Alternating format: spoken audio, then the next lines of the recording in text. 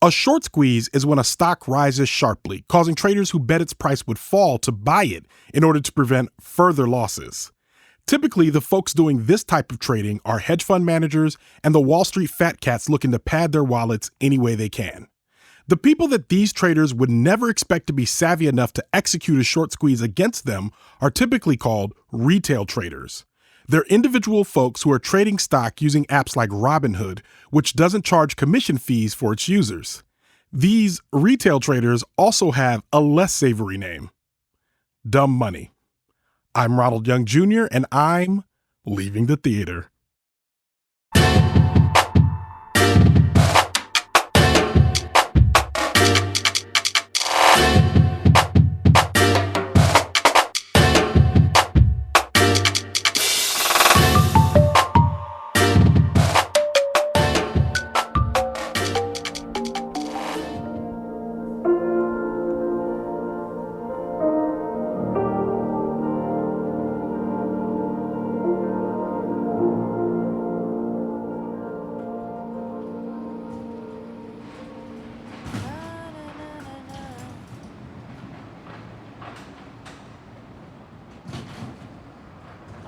Oh, they got breakfast pizza? I'm about to get that. Where?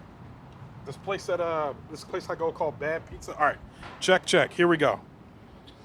All right, this is Ronald, and I am leaving the theater after seeing Dumb Money. Dumb Money, written by Laura Schuker Blum and Rebecca Angelo, directed by Craig Gillespie.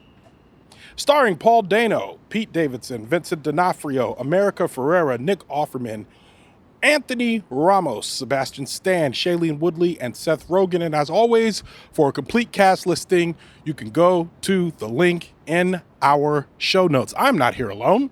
I am here with Laura Nichols. Laura Nichols is back and in full effect with a bicycle on the streets of Washington, D.C., where we hold it down all the time. Yeah.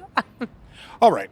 Dumb Money is a movie about Wall Street, specifically about one instance in time about 3 years ago from 2020 into 2021, when a group of retail investors bought a lot of GameStop stock in order to do a short squeeze on a lot of Wall Street big money investors who had all shorted the stock to a degree that for a lot of people felt like it was dumb. And that's where the movie ensues. It revolves around one particular retail investor named Keith Gill, a.k.a. Roaring Kitty, a.k.a. Deep Effing Value on Reddit, and kind of what he does to seemingly lead the charge to get a bunch of people to buy the stock and put the short squeeze on the Wall Street bigwigs. Laura Nichols. Nope. Try again. Laura Nichols. You were so close, almost. Laura Nichols, what did you think of this movie? Thank you so much, Ronald. Okay, so I thought this movie was interesting. I think it was fine. Is kind of where I land. I think it was fine. I think that there's a big struggle to make a Wall Street movie coherent. This is something that I've seen. I feel this way about The Big Short.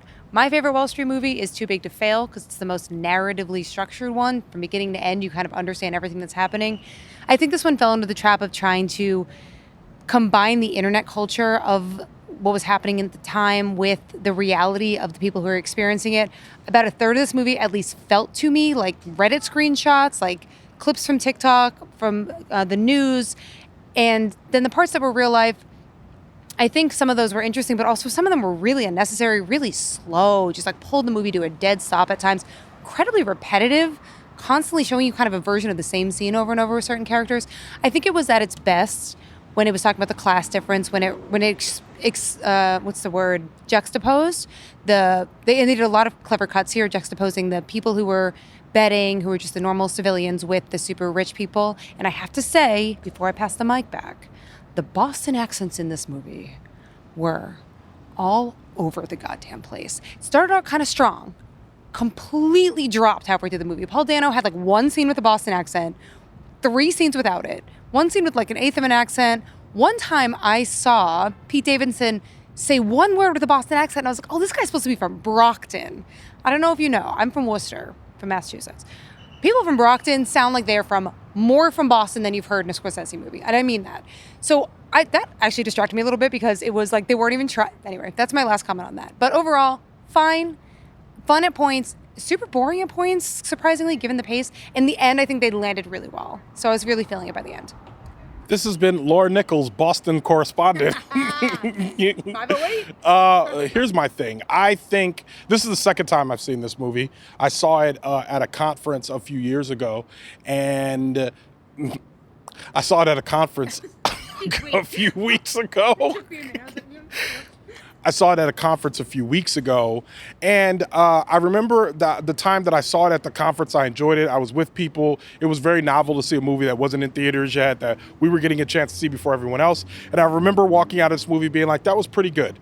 And then I watched the documentary. There's a docuseries that is out on Netflix right now. I don't remember what it's called, but you could probably easily find it because it's new. And you know how Netflix shoves all that stuff right to the front. Something Wall Street Bets or something, too small to fail. It's some clever title that they have in there. So after watching that, doing a little bit of research and realizing that the narrative of it all being all about Roaring Kitty, that narrative about it kind of just being a bunch of people following one person is something that's very convenient for a movie.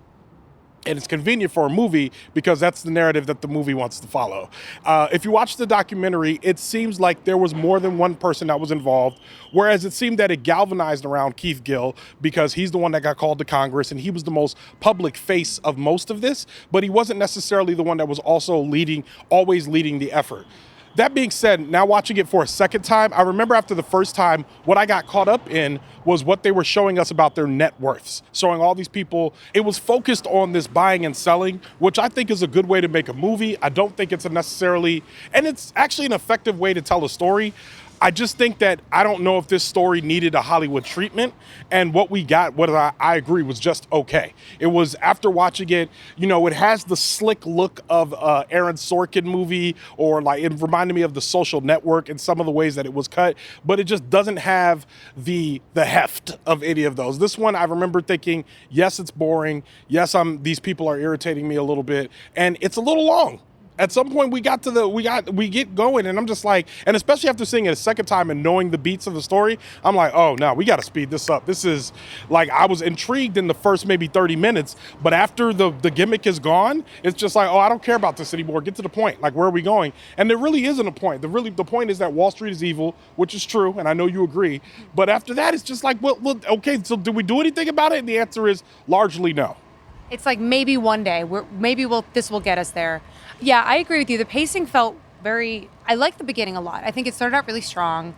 It was a real good sense of place. Like I said, when they did the Boston accents in the first one, Boston correspondent Laura here, he gets off at Maverick Station. I know exactly where that is. My sister lives near there. It's like Boston, cool.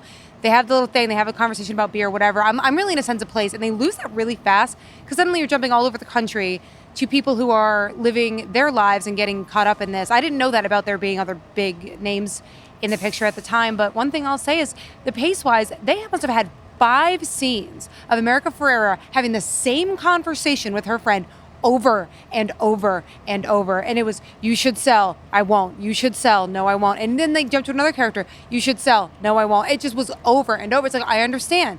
This is how you guys held the line, the diamond hands, blah, blah, blah.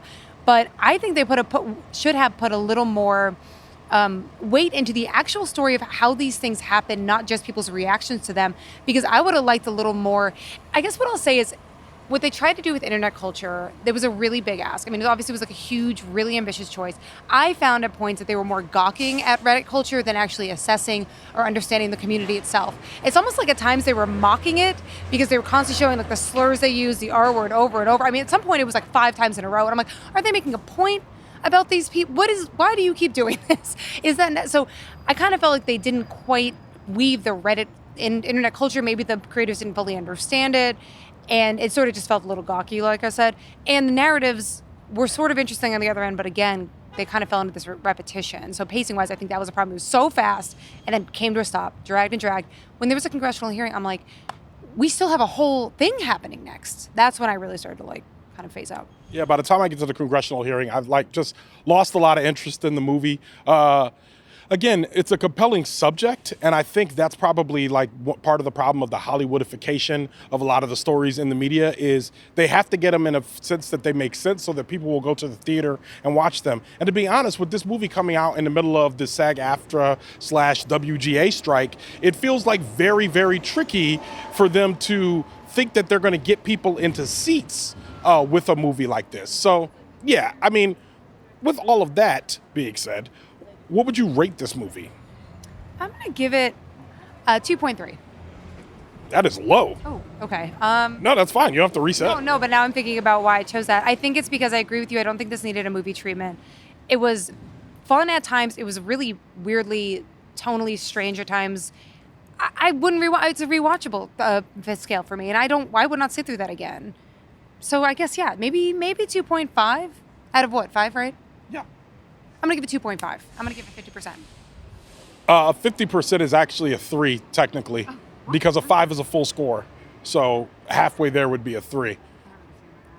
Well, 2.5 is like technically half of 5, yes. But I watched a math movie. I know that. Yeah, but like if you deal in whole numbers of the actual movie scale, like a 5 is considered a... Stars. Yeah, exactly, yeah. But that being said, I also give it a 2.5. At one point it was a 2.9, but I realized I watched it again and I did not enjoy myself. It felt kind of painful, which makes me realize it's not a 3 and it's definitely not a 2.9. I don't almost want to watch it again. I don't want to watch this again. So 2.5. Now, here's that being said, I want to make sure if any of the actors ever heard this, like I think they all did fine. Like I really liked like Paul Dano did fine. America did fine.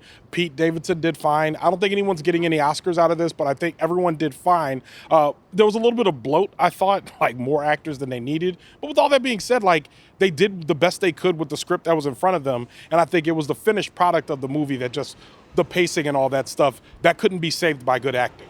I would completely agree. I do think the performances were good. Pete Davidson got a laugh or two out of me, even though he does the same thing every time. I'm like, enough with this man. But that one actually, he got a few deliveries that were good. And there was good gravity in the performances. But that's such a well said point. It's that the material was, there was only so much there. It's almost like they didn't know what to do with all these people. They wanted a wide range. Here's all these people across the country, but they weren't doing anything. So you just watch them all repeating the same loop for, however long this movie is. Felt like 2 hours. But the college girls, did we need that? There was a whole subplot about how Keith's sister had died, which is very sad, but they didn't quite pull that into why this was relevant to GameStop. Like, it's just like they were trying to do too much and somehow didn't do enough. It's confusing, but I agree with the actors. It was good performances. I think that's them trying to thread a narrative where there really isn't one. There is a timeline, but the timeline does not always make a narrative. And I think they had to make a narrative by giving a little bit more characterization to Keith Gill, which unfortunately there probably isn't much. I don't know how involved he was in this film.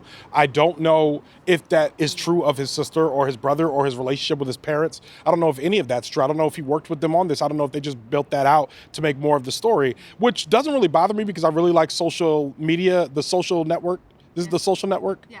Yeah, I really like the Social Network, and I think a lot of that is not true. And or speculation, but it's a good movie. Yeah, embellishment, which it's a good movie. So, yeah. I think the Boston accents need to be there needs to be a congressional hearing on that. Do your best Boston accent right now. Okay, well, now I'm flustered because I'm from Worcester, all right? Worcester's a different story. Listen, Ron, you can't just go out in the street and fucking start fights with people you don't know to ask them to do accents. That's it. This has been Boston correspondent Laura Nichols. And with that, Leaving the Theater is a production of Oh It's Big Rod Studios. Alexandra Ketch of Bias Studios mixes the show. Thank you, Alex. Show art from Heather Wilder. Theme music by the mysterious Breakmaster Cylinder. For more information about Dumb Money or Laura Nichols, check out our show notes. You can follow me on Twitter, Instagram, TikTok, Threads, Blue Sky, and Spill at Oh It's Big Ron. That's at OHITSBIGRON. You can find out more about this show and other Oh It's Big Ron Studios shows by following us on Instagram at Oh It's Big Ron Studios and on Twitter at Oh It's Big Ron Stu. That's STEW. Leaving the Theater will be back soon. Thanks for listening. And thanks, Boston correspondent Laura Nichols. Anytime, kid.